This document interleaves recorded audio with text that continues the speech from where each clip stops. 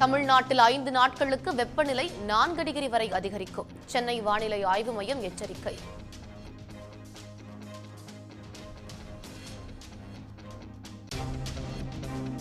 காங்கிரஸ் தேர்தல் அறிக்கை தொடர்பாக நேரில் விளக்கமளிக்க தயார்.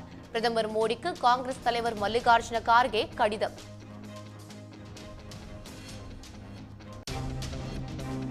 இஸ்லாமியர்கள் குறித்த மோடியின் வெறுப்பு பேச்சு தொடர்பாக பாஜகவுக்கு தேர்தல் ஆணையம் நோட்டீஸ்.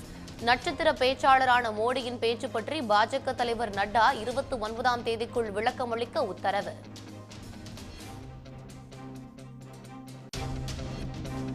மோடிக்கு நோட்டீஸ் அனுப்பிய அதே நேரத்தில் ராகுல் பேச்சு தொடர்பாக காங்கிரஸ் கட்சிக்கும் தேர்தல் ஆணையம் நோட்டீஸ். கேரள பிரச்சாரத்தில் தேர்தல் நடத்தை விதிகளை மீறிய புகாரில் நடவடிக்கை.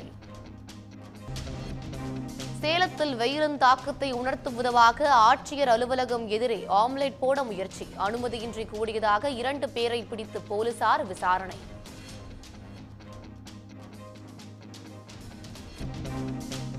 கையில் வாக்களித்த மையுடன் வந்து வாக்குரிமை கோரி போராடிய பாஜகவினர். கோவையில் பாஜக நடத்திய போராட்டம் குறித்து சமூக வலைதளங்களில் கடும் விமர்சனம்.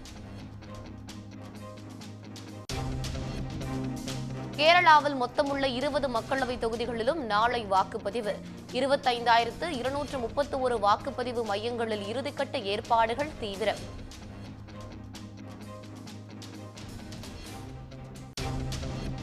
கர்நாடகாவில் 14 மக்களவை தொகுதிகளில் தேர்தல் ஏற்பாடுகள் தீவிரம். பதற்றம் நிறைந்த 19,800 வாக்குச்சாவடிகளில் வெப் கேமராக்கள் பொருத்தம்.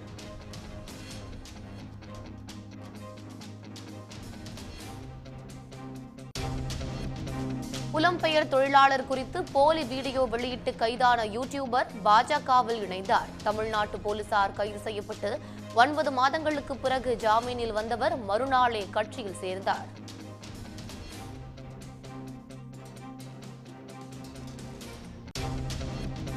$4 கோடி பறிமுதல் செய்யப்பட்ட வழக்கில் நயினார் நாகேந்திரனுக்கு 2வது முறையாக போலீசார் சம்மன். வரும் 2ஆம் தேதி விசாரணைக்கு ஆஜராக உள்ளதாக பேட்டி.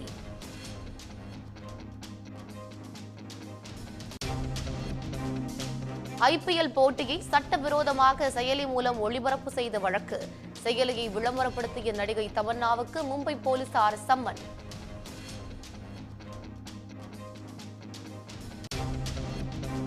இன்றைய IPL போட்டியில் Sunrisers Hyderabad, Royal Challengers Bengaluru அணிகள் மோதல். தொடர் தோல்விகளால் துவண்டு கிடக்கும் RCB வெற்றி பாதைக்கு திரும்புமா என ரசிகர்கள் எதிர்பார்ப்பு. உடனுக்குடன் செய்திகளை தெரிந்து கொள்ள சன் நியூஸ் பெல் ஐகானை கிளிக் பண்ணுங்க.